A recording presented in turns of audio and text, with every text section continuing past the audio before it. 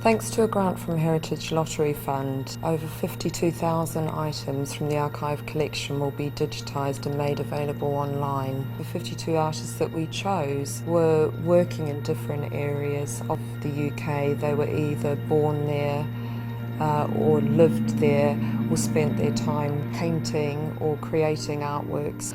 I particularly love Sutherland as an artist, and I think to be able to show these sketchbooks online next to the actual artworks that he created is just a really wonderful opportunity.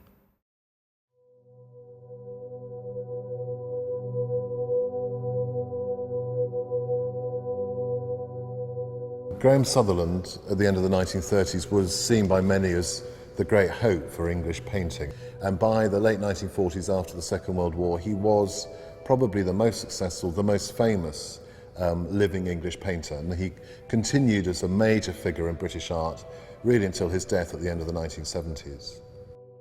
The collection of Sutherland sketchbooks is one of the important collections of artists' kind of working materials, if you like, in the archive, but also it's particularly interesting because Sutherland has such a strong connection to South Wales, particularly to the sort of coastal inlets of Pembrokeshire, where his imagery originates.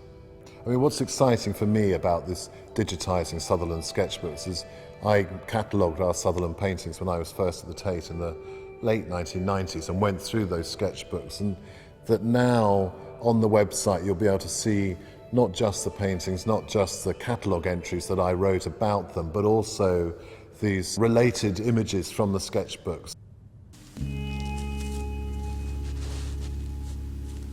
So my job as conservator on this project is to enable the safe digitisation of the archives and make sure images are available for photography. These sketchbooks are quite fragile, and that can make them very difficult to handle. So digitisation provides a surrogate for the object, so if someone's interested in just the information in a letter, they don't necessarily need to handle that letter if there's a digital image available. Which helps preserve the object, because handling is a big risk to collections. So treatments on the archive materials typically include tear repair, flattening of creases, flattening of folded documents or rolled documents. I mean, one of the striking things when you look at all of the Sutherland sketchbooks is that he clearly didn't treat them with any respect. They're not objects that he's precious about, that he stores carefully. They're things that he lays down like a dirty brush or a rag in a way.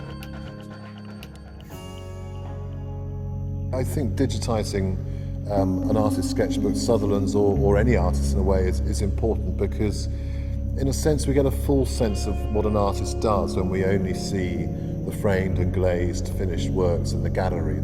To really understand an artist and how they arrive at things like this, you need to see the things that go on in the background, the studio practices that lead to the final composition.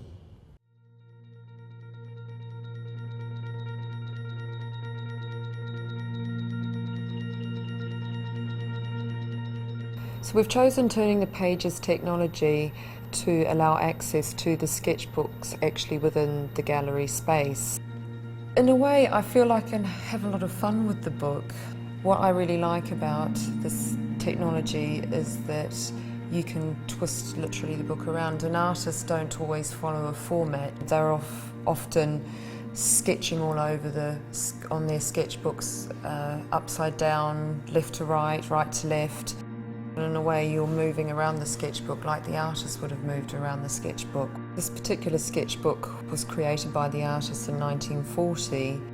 It's aged and it's weathered, and you can actually zoom in on those particular marks, whether they're paint marks or you're really not sure what kind of marks they are, but you can kind of do your own investigation. It makes you feel like you're taking the journey with the artist. And in some ways you will get that with the original, but this is a more enriched experience in many ways.